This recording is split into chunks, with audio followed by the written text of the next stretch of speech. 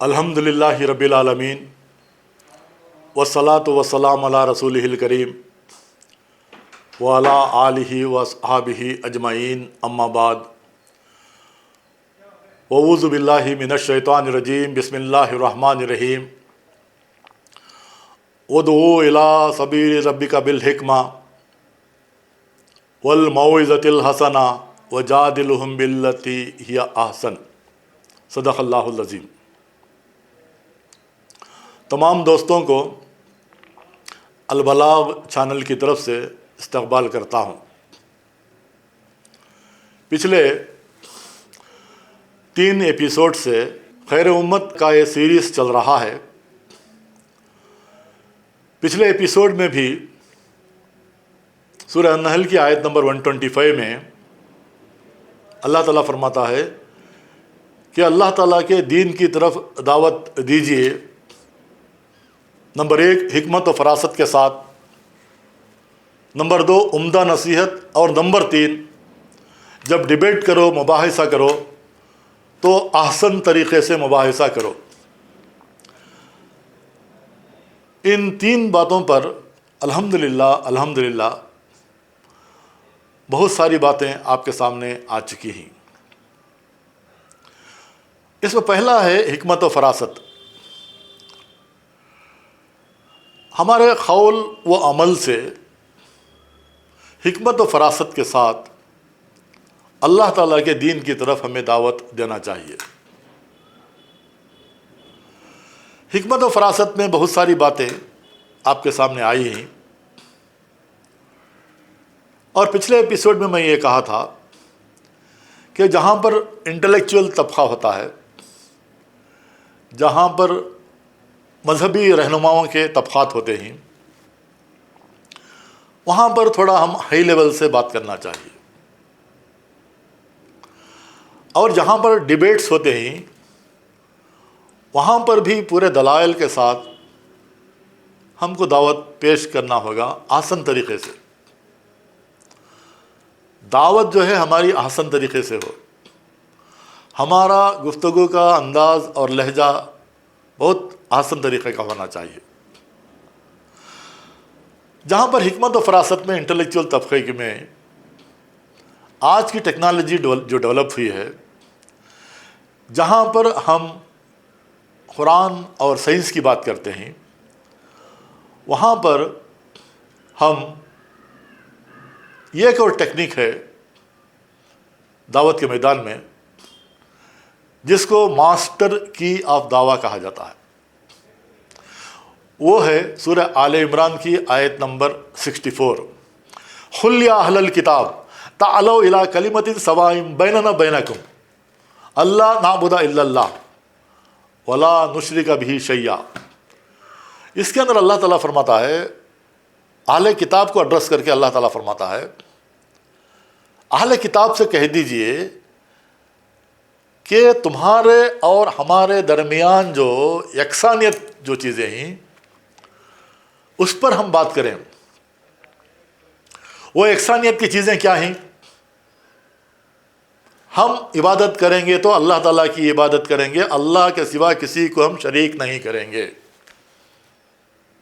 इस पर बात होनी चाहिए, क्योंकि हिंदुस्तान में आज हमारा साबिक़ा जो पढ़ रहा है वो हिंदुइज़म से है।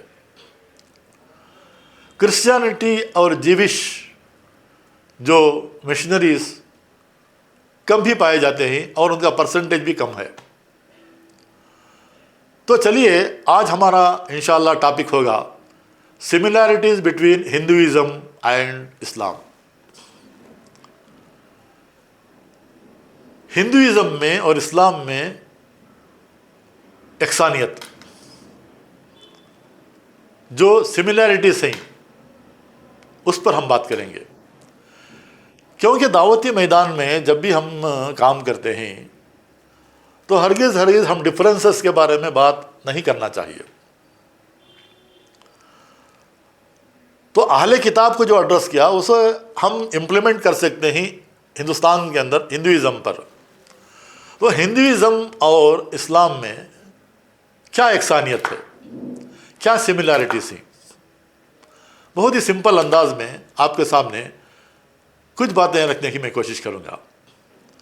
अल्लाह के रसूल सल्लल्लाहु अलैहि वसल्लम 12-13 साल जो मक्के में दावत का काम किया है, उसमें मेन टॉपिक सही तौहीद रिसालत आखिरत, तौहीद रिसालत आखिरत। चलिए इन 3 टॉपिक्स के पर हिंदुइज़्म में क्या है तौहीद का पैगाम, और रिसालत का पैगाम, और आखिरत और क़यामत का पैगाम, और इस्लाम में क्या है। We will talk only on similarities today. गौर करें, हिंदुइज़्म के अंदर बहुत सारी किताबों के अंदर तौहीद का पैगाम पाया जाता है। बाज़ हिंदुइज़्म के अंदर पैंथीज़्म का अक़ीदा है, यानी जो कुछ भी है वह हर चीज़ जो है क्रिएटेड थिंग्स को, उसको गॉड कहा जाता है। इस थियरी को पैंथीज़्म थियरी कहते हैं। जैसा कि कुरान पाक में अल्लाह ताला फरमाता है कि हर दौर में हर ज़माने में हमने पैगंबरों को, रसूलों को भेजा है। हदीस पाक में बात आती है कि 1,24,000 से ज़्यादा पैगंबर दुनिया के अंदर वक्तन फ़वक्तन तशरीफ़ लाए। कुरान पाक में जब हम स्टडी करते हैं तो सिर्फ 25 पैगंबरों के नाम के साथ सिर्फ 25 पैगंबरों के नाम हमें मिलेंगे। अब 1,24,000 पैगंबर हदीस पाक में बात आती है, तो हो सकता है कि हिंदुस्तान के अंदर भी बहुत सारे पैगंबर आए होंगे, और जो किताबें तौहीद का पैगाम आज हिंदुइज़्म के अंदर जो बाकी है वो मैं पेश करना चाहता हूं आपके सामने। हिंदुइज़्म की किताबों के अंदर वेदास को बहुत ही ऑथेंटिकेटेड बुक्स माना जाता है। बहुत ही ऑथेंटिकेटेड बुक्स के अंदर वेदास का नाम नंबर 1 पर रखते हैं। चाहे अथर्वा वेदा हो, ऋग्वेदा, सामवेद, यजुर्वेद, ये वेदास को नंबर 1 पोजीशन पर हैं। उसके बाद आते हैं उपनिषद, उसके बाद पुराणास, एथिक्स और भगवद गीता, महाभारत, सारी किताबों का जिक्र हमें मिलता है। चलिए तौहीद का पैगाम उपनिषद के अंदर क्या है। उपनिषद को भी बहुत ही ऑथेंटिकेटेड किताबें, मजहबी किताबें हिंदुइज़्म के अंदर मानी जाती हैं। बहुत सारे उपनिषद हैं। उपनिषद में छंदोग्या उपनिषद चैप्टर नंबर 6 वर्स नंबर 2 के अंदर ये बात आती है, छंदोग्या उपनिषद के अंदर, कि इक्कम इवेद वित्यम, भगवान गॉड इज वन, दूसरा नहीं है, सेकेंड नहीं है, यानी God is one, there is no second God, Chandogya Upanishad के अंदर। फिर आइए श्वेताश्वतरा उपनिषद। श्वेताश्वतरा उपनिषद के अंदर चैप्टर नंबर 6 वर्स नंबर 9 के अंदर ये बात आती है, ना कस्य कस्य जनिता ना कदीपा, ना कस्य कस्य जनिता ना कदीपा। भगवान को पेरेंट्स भी नहीं है, उसके बच्चे भी नहीं हैं। सिंपल मीनिंग, ना कस्य कस्य जनिता ना कदीपा। कुरान पाक में अगर टच स्टोन ऑफ थियोलॉजी अगर कहेंगे आप, तो सूरह इखलास है। कुल हुवल्लाहु अहद, अल्लाहु समद, लम यलिद वलम यूलद वलम यकुल लहू कुफुवन अहद। लम यलिद वलम यूलद के माने क्या हैं? सिंपल मीनिंग, अल्लाह ताला को पेरेंट्स भी नहीं है, उसे चिल्ड्रन भी नहीं है। लम यलिद वलम यूलद, यही चीज़ जो है ना श्वेताश्वतरा उपनिषद के अंदर ये बात कही गई है कि ना कस्य कस्य जनिता ना कदीपा। फिर आइए श्वेताश्वतरा उपनिषद के अंदर ये बात आती है कि चैप्टर नंबर 4 वर्स नंबर 19 के अंदर ये बात आती है कि ना तस्य प्रतिमास्ति। इसको यजुर्वेद चैप्टर नंबर 32 और वर्स नंबर 3 के अंदर भी ये बात आती है कि ना तस्य प्रतिमास्ति। ना तस्य प्रतिमास्ति के माने हैं God is not having any image. भगवान को जो है ना कोई आकार नहीं है, परमेश्वर का कोई आकार नहीं है। There is no image, there is no sculpture, there is no photograph, there is no idol. उसका कोई आइडल नहीं है। ना तस्य प्रतिमास्ति, प्रतिमा, उसका एक प्रतिमा नहीं है। हमारा एक प्रोफेसर कहा करता था, ದೇವರು ಅಂದರೆ ಏನು ಗೊತ್ತೇನಪ್ಪ, ದೇ ಅಂದರೆ ದೇಹ ಇಲ್ಲ, ವಾ ಅಂದರೆ ವರ್ಣನೆ ಮಾಡೋಕ್ಕಾಗಲ್ಲ, ರು ಅಂದರೆ ಅದಕ್ಕೆ ರೂಪ ಇಲ್ಲ, ದೇವರು। ना तस्य प्रतिमास्ति, भगवान का कोई आकार और रूप नहीं है। यजुर्वेद चैप्टर नंबर 32 वर्ष नंबर 3 के अंदर भी ये बात आती है कि ना तस्य प्रतिमास्ति, भगवान का कोई आकार और रूप नहीं है। गौर करने की बातें हैं। ब्रह्म सूत्रा के अंदर ये बात आती है कि इक्कम ब्रह्म द्वितीया नास्ति निया नास्ति नास्ति कंचन। भगवान एक है, दूसरा नहीं है, नहीं है, नहीं है, जरा भी नहीं है। इक्कम ब्रह्म द्वितीया नास्ति निया नास्ति नास्ति कंचन। Atharvaveda chapter number 40 verse number 8 के अंदर अल्लाह ताला जो वर्सेस हैं, वहाँ पर जो श्लोकास हैं, फिर से मैं रिपीट करता हूँ। Atharvaveda chapter number 40 verse number 8 में ये बात आती है कि अंधात्मा विशंति या असंभूति मपास्ति। वो लोग एंटर हो रहे हैं, दाखिल हो रहे हैं अंधेरे में, जो असंभूति की पूजा कर रहे हैं। असंभूति के माने हैं नेचुरल थिंग्स, सूरज, चांद, हवा, अग्नि। अग्नि के माने आग। जो नेचुरल थिंग्स हैं उसकी जो पूजा कर रहे हैं, अंधात्म विशंति या असंभूति मपास्ति, जो असंभूति की नेचुरल थिंग्स की जो पूजा कर रहे हैं वो एंटर हो रहे हैं कहाँ? अंधेरे में। फिर वर्ष कंटिन्यू होता है। अथर्ववेदा चैप्टर नंबर 40 वर्ष नंबर 9 के अंदर ये बात आती है कि वो लोग और ज़्यादा अंधेरे में एंटर हो रहे हैं, यानी तारीकी ही तारीकी में, अंधेरे ही अंधेरे में एंटर हो रहे हैं, जो संभूति की पूजा कर रहे हैं। संभूति के माने हैं क्रिएटेड थिंग्स बाय मैन। ये टेबल है, हमने बनाया है। ये चेयर है, हमने बनाया है।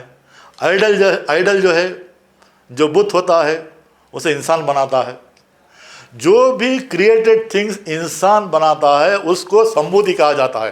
संभूति की क्रिएटेड थिंग्स बाय मैन, ये जो इंसान जो पैदा करता है उसकी पूजा करने वाले तारीकी ही तारीकी में, अंधेरे ही अंधेरे में एंटर हो रहे हैं। कौन कह रहा है? Yajurveda chapter number 40 verse number 8 और 9 में बात आती है। मैं रेफरेंस इसलिए दे रहा हूं कि ये रेफरेंसेस को आप देख सकते हैं हिंदुइज्म की किताबों के अंदर। ऋग्वेदा के अंदर चैप्टर नंबर 2 के अंदर more than 32 attributes to God. God के मोर देन 32 एट्रीब्यूट्स हैं, क्वालिटीज हैं। जैसे कि आप रहमान कहते हैं, रहीम कहते हैं, रब कहते हैं, खालिक कहते हैं, ऐसे 32 एट्रीब्यूट्स हैं ऋग्वेदा चैप्टर नंबर 2 के अंदर। आप कहते हैं खालिक।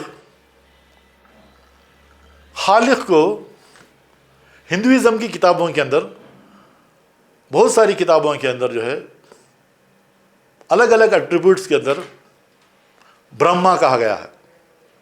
ब्रह्मा को खालिक कहा गया। हम अगर ट्रांसलेट करते हैं ब्रह्मा को तो वो खालिक बनता है।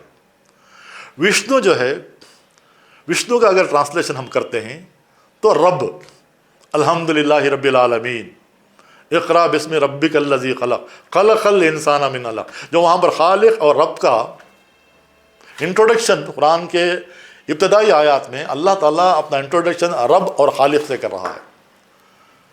32 एट्रीब्यूट्स जो ऋग्वेदा चैप्टर नंबर 2 के अंदर आते हैं, उसमें खालिक भी है और रब भी है।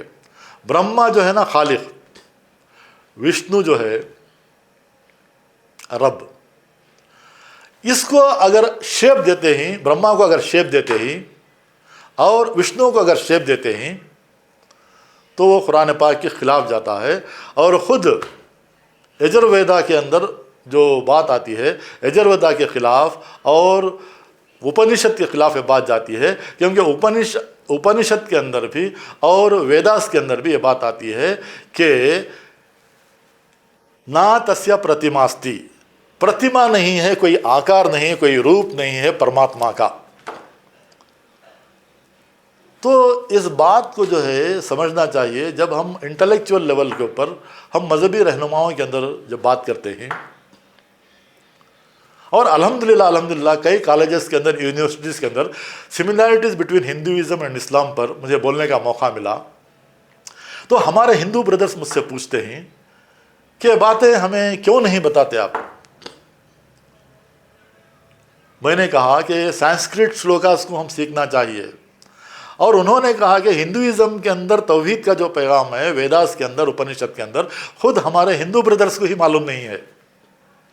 ये उनका कहना है, क्योंकि मजहबी किताबों को वो खुद जो है ना नहीं पढ़े हैं। जैसे कि मुसलमान जो है ना, बहुत सारे मुसलमान कुरान पाक को नहीं पढ़ते, ऐसे ही उन्होंने भी संस्कृत के अंदर उनके जो उपनिषद की किताबें हैं, वेदास की किताबें हैं, उन्होंने नहीं पढ़ी हैं। Bhagavad Gita chapter number 7 verse number 20 के अंदर बात आती है, man is behind this materialistic world which is mortal, forgetting the immortal, that they are worshipping the demigods. Bhagavad Gita chapter number 7 verse number 20 के अंदर ये बात आती है कि मटेरियलिस्टिक वर्ल्ड के पीछे, या मादी दुनिया के अंदर इंसान इतना गुम हो गया है, इतना गुम हो गया है, इतना भाग रहा है मादी दुनिया के अंदर, मादी दुनिया के पीछे, आखिरत को भुला के, जो इमॉर्टल जो है, जो हमेशा रहने वाली दुनिया है, जो मरने के बाद, उसको भुला के जो दौड़ रहा है, वही डेमी गाड्स यानी फेक गाड्स की पूजा करता है। ये कौन कह रहा है? कुरान नहीं कह रहा है, Bhagavad Gita chapter number 7 verse number 20 के अंदर ये बात आती है।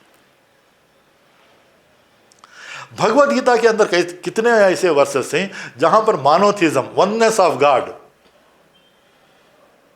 थियोलॉजी की किताबें जो हिंदुइज्म पर जो रिसर्च किए हैं, बहुत बड़े बड़े हिंदू स्कॉलर्स वो कहते हैं कि बहुत सारी बातें जो है ना इस्लाम और हिंदुइज्म के अंदर जो वननेस ऑफ गॉड जो है, इसको हम मानना चाहिए। अगर हम डिफरेंसेस के बारे में बात करेंगे तो हमारे और उनके दरमियान ताल्लुकात अच्छे नहीं होंगे। हम डिफरेंसेस के बारे में बात नहीं करना चाहिए, सिर्फ तौहीद का पैगाम ही ले लीजिए। कितने वर्सेस जो है ना हिंदुइज्म के अंदर तौहीद के ताल्लुक से। आप रिसालत को आ जाइए,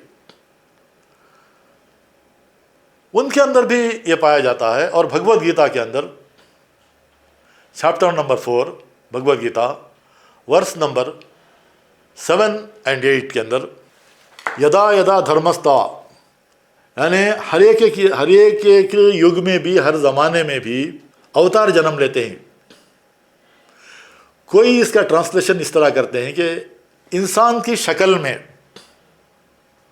गॉड जो है आता है, जिसे इंग्लिश में एंथ्रोपोमॉर्फिज्म, यानी गॉड जो है इंसान की शेप में, इंसान के जिस्म में आके वो अवतार जन्म लेता है। वो अवतार जब जब जो है ना बुराई माशरे के अंदर फैलती है, जुल्म और ज़्यादती माशरे के अंदर फैलती है, तो वो अवतार जन्म लेते हैं। और वो अवतार जन्म लेने के बाद उनका काम ये है कि वो बुराई को मिटाते हैं और भलाई को जो है ना फ़रोग़ करते हैं, और जालिमों का खात्मे करने के लिए, to destroy this evil forces, अवतार जन्म लेते हैं। ये किस में है? Bhagavad Gita chapter number 7 verse number 20 के अंदर ये बात आती है।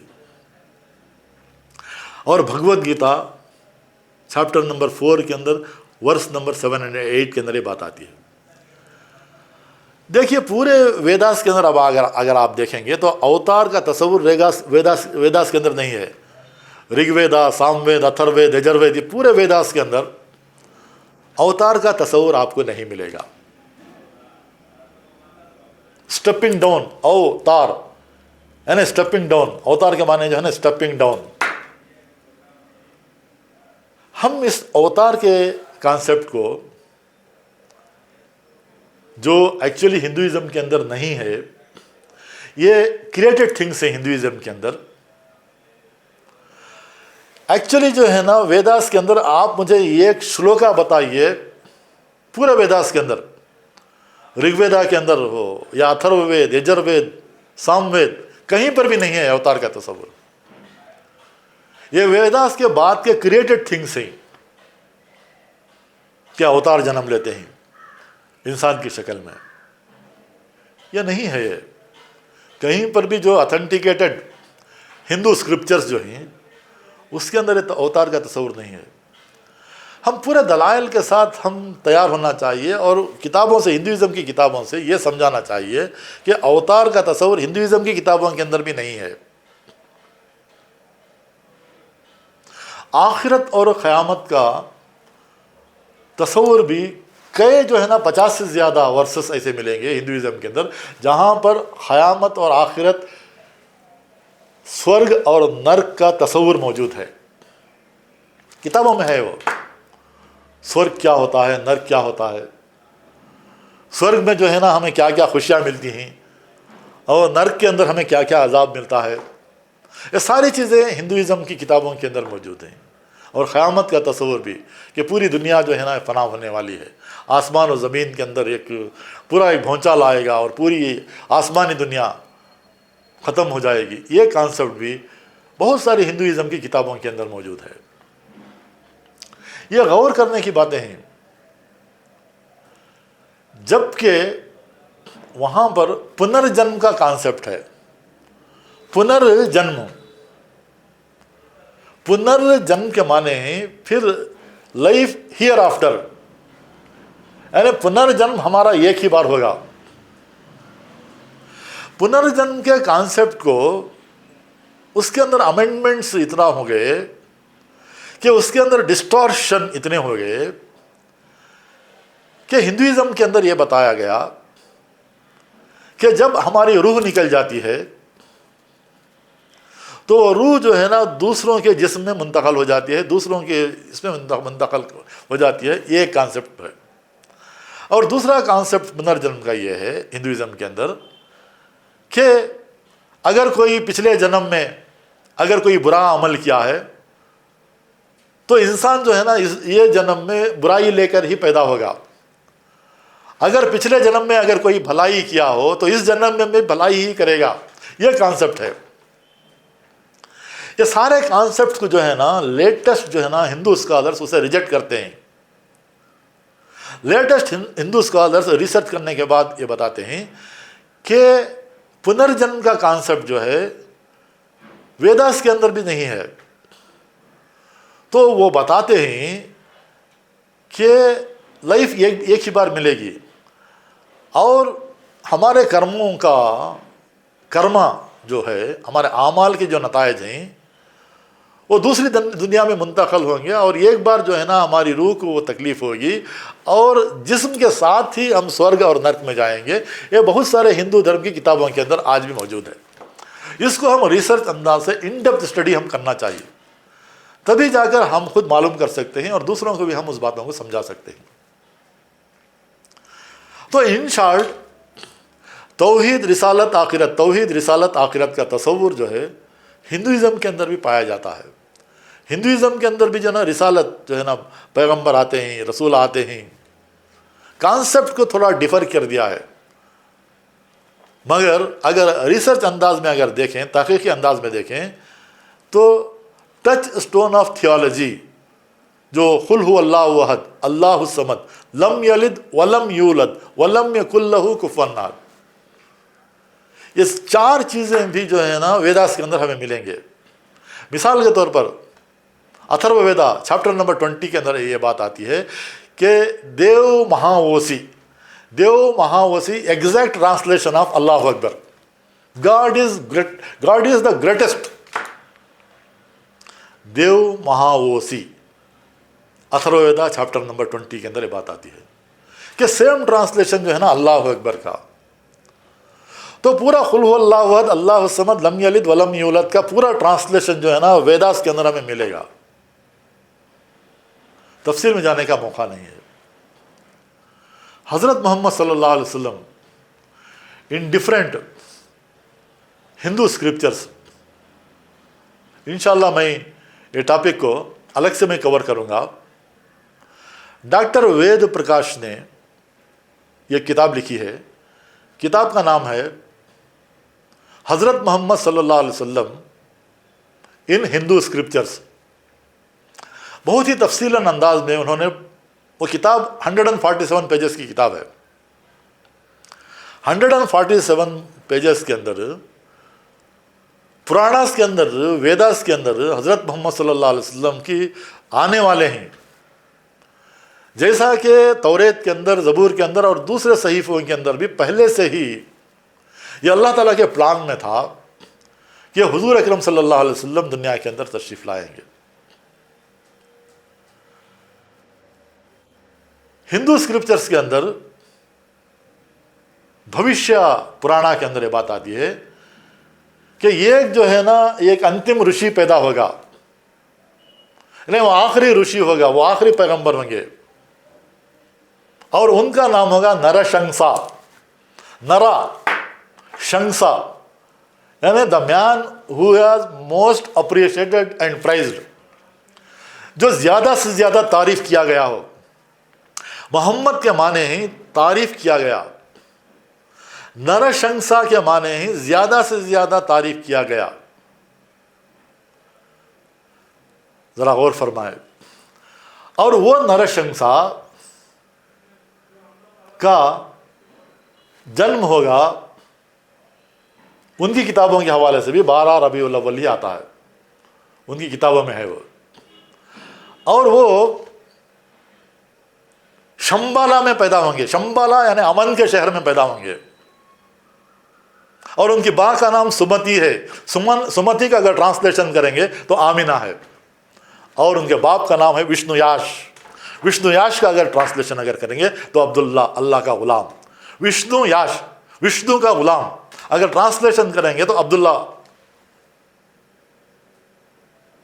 और वो पैदा होंगे अमन के शहर में। और वो अमन का शहर जो है वो होगा नभा पृथ्वी। नभा पृथ्वी कहा गया ऋग्वेदा के अंदर चैप्टर नंबर 3 के अंदर। ऋग्वेदा चैप्टर नंबर 3 में बात आती है कि वो अमन के शहर में पैदा होंगे, शंबाला में पैदा होंगे। और वो नभा पृथ्वी होगा, वो शहर जो है ना नभा पृथ्वी होगा। नभा के माने जो है ना सेंटर, पृथ्वी के माने है ना सेंटर ऑफ द अर्थ। पृथ्वी के माने हैं जमीन के सेंटर होगा वो। उस शहर में नरशंसा पैदा होगा। अगर आप नाप लें पूरी ज़मीन को, अगर हम नाप लें north side, south, west, east अगर नापेंगे तो काबा जो है ना सेंटर ऑफ द अर्थ है। मक्के में जो काबा है, पूरे दुनिया के जो है ना जग्राफिया के माहिरीन से आप पूछ लें कि काबा कहाँ पर आता है। इस ज़मीन का वो सेंटर पॉइंट है जिसको ऋग्वेदा चैप्टर नंबर 3 के अंदर कहा गया है कि वो होगा नभा पृथ्वी। नभा के माने हैं, नभा पृथ्वी के माने हैं सेंटर ऑफ द अर्थ। नभा जो है ना सेंटर ऑफ द अर्थ, अर्थ का सेंटर होना। और वो कैमल्स पर जो है वो सफर करेंगे रेगिस्तानों के अंदर। He will born in desert, desert में पैदा होंगे वो, और वो ऊंटों पर सफर करेंगे। और उनके 4 मेन कंपेनियंस होंगे और उनके 300 से ज्यादा हार्सेस होंगे।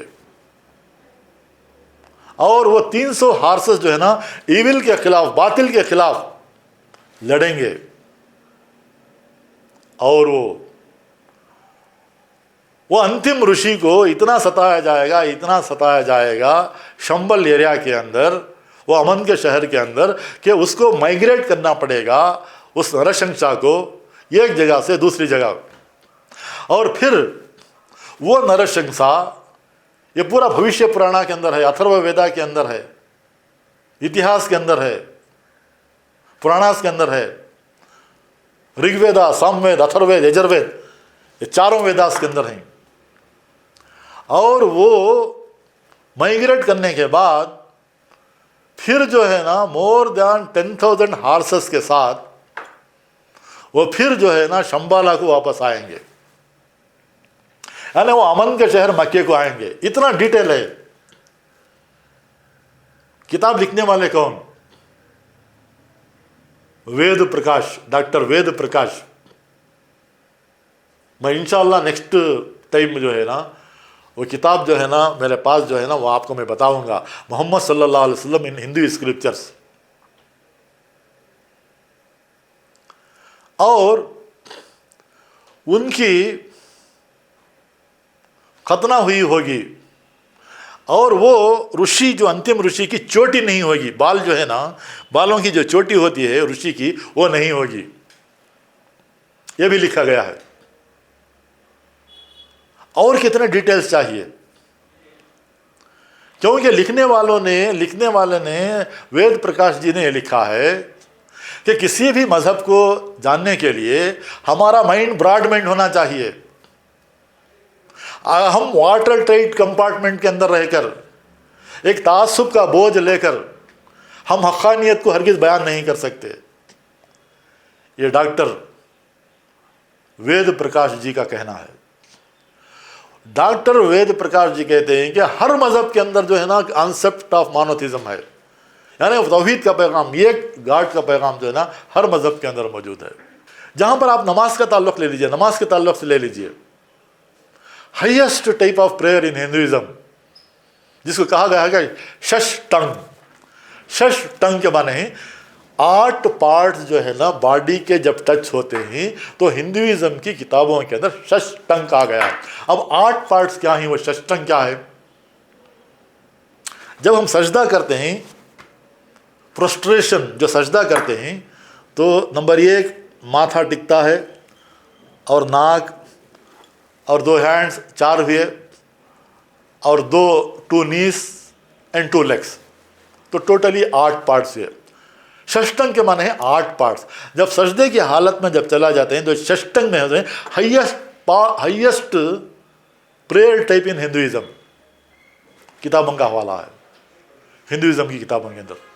जहाँ पर फास्टिंग के ताल्लुक है, फास्टिंग में भी डिफरेंट टाइप्स ऑफ फास्टिंग जो हिंदुइज्म के अंदर हैं, फास्टिंग का कॉन्सेप्ट भी हिंदुइज्म की किताबों के अंदर मिलता है। जैसा कि सूरह बकरा की आयत नंबर 183 में अल्लाह ताला फरमाता है, या अय्युहल्लज़ीना आमनू कुतिबा अलैकुमुस्सियामु कमा कुतिबा अलल्लज़ीना मिन क़ब्लिकुम लअल्लकुम तत्तक़ून। ऐ ईमान वालों, तुम पर रोज़े फ़र्ज़ किए गए जिस तरह से पहले की उम्मतों पर भी रोज़े फ़र्ज़ किए गए थे। उम्मीद की जाती है कि तुम्हारे अंदर तक़वे की सिफत पैदा हो। आप हैरान हो जाएंगे, ऋग्वेदा के अंदर चैप्टर नंबर 6 वर्स नंबर 24 के अंदर ये बात आती है कि 1 महीना अगर रोज़े रहेंगे, 1 महीना अगर फास्टिंग करेंगे, तो आपको जो है ना वो तक़वा, जिसे राइचियसनेस कहा जाता है, वो तुम्हारे अंदर पैदा होगा। ये कौन कह रहा है? Rigveda chapter number 6 verse number 24 के अंदर। तो वो कॉन्सेप्ट भी है, रोजे का कॉन्सेप्ट भी हिंदुइज्म के अंदर मिलता है, और हाईएस्ट टाइप ऑफ प्रेयर जिसे षष्टंग कहा जाता है, और ज़कात का कॉन्सेप्ट भी, सदक़ात का कॉन्सेप्ट भी हिंदुइज्म की किताबों के अंदर मिलता है। ज़कात का कॉन्सेप्ट एक जगह फरमाया गया है वहाँ पर वेदास के अंदर कि ये वेल्थ जो है वो सर्कुलेट होना चाहिए, और वेल्थ जो है ना जैसे कि ये व्हील्स बदलते हैं ऐसे व्हील्स की तरह ये पहिए भी जो है ना बदलते हैं। मानुस्मृति के अंदर भी बहुत सारी अच्छी चीज़ें हैं। आज हमारे हिंदुस्तान का बड़ा तबका जो है ना मानुस्मृति को इंट्रोड्यूस करना चाहता है कॉन्स्टिट्यूशन के बदल में। तो मैं मानुस्मृति के बारे में कुछ मैं टच नहीं किया, मैं आपको जानकारी करना चाहिए मानुस्मृति के अंदर क्या है, क्यों जो है ना इंडियन कॉन्स्टिट्यूशन को भी मानुस्मृति को क्यों हम कंपेयर नहीं कर सकते। ये सारी चीज़ों का एक डीप मुताला होना चाहिए। तो ज़कात का कॉन्सेप्ट भी जो है वहाँ पर हिंदुइज्म के अंदर है। वेल्थ को जो है ना सर्कुलेट होना चाहिए, और वो wealth should not be stagnated to a particular place. एक जगह पर जो है ना वेल्थ को टिक नहीं रहना चाहिए, ये सर्कुलेट होना चाहिए। ये बहुत सारी हिंदूज की वेदास के अंदर ये बात आती है। और कॉन्सेप्ट ऑफ जिहाद, पूरा आप महाभारत पढ़ेंगे, पूरा आप जो है ना भगवत गीता अगर पढ़ेंगे तो कॉन्सेप्ट ऑफ जिहाद क्या है, इविल्स के खिलाफ जो है, शर के खिलाफ जो है ना, हक पसंद लोग शर के खिलाफ कैसे जंग करते हैं और शर को कैसे ख़त्म करते हैं, जुल्म और ज़्यादती को कैसे ख़त्म करते हैं, इसको जिहाद कहा गया है।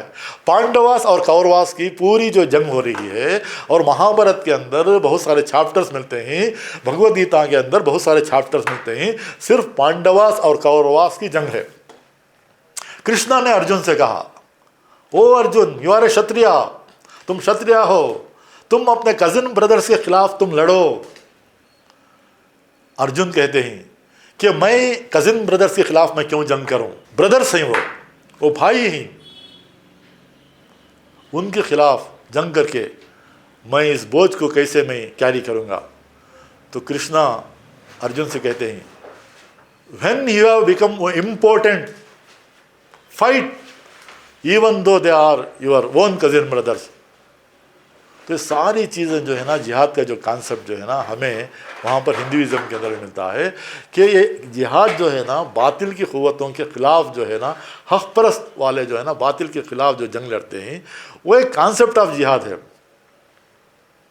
आप देख लीजिए जहाँ पर भी इस्लाम के अंदर जो है ना, बातिल के ख़िलाफ़ जो है ना, जुल्म और ज़्यादती के ख़िलाफ़ जो जंग लड़ी जाती है, उसको वन पार्ट ऑफ जिहाद है। जिहाद के there are different types of जिहाद, और इंशाल्लाह मैं कभी कवर करूंगा।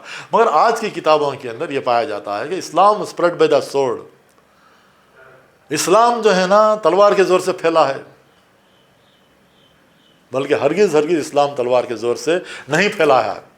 डेलेसी वलेरी अपनी किताब के अंदर लिखते हैं, Islam at the cross road, page number 7 के अंदर लिखते हैं कि history makes it clear however that the legend of fanatical Muslim sweeping across the world and forcing Islam at the point of the sword over the conquered races is the most fantastic absurd myth and a great lie that the historians have ever repeated. एक बड़े झूठ को, एक बहुत बड़े भद्दे झूठ को लोगों ने तारीख की किताबों के अंदर इतना लिखा कि इस्लाम तलवार के ज़ोर से फैला, इस्लाम तलवार के ज़ोर से फैला, लोग उसे सच मान लिए।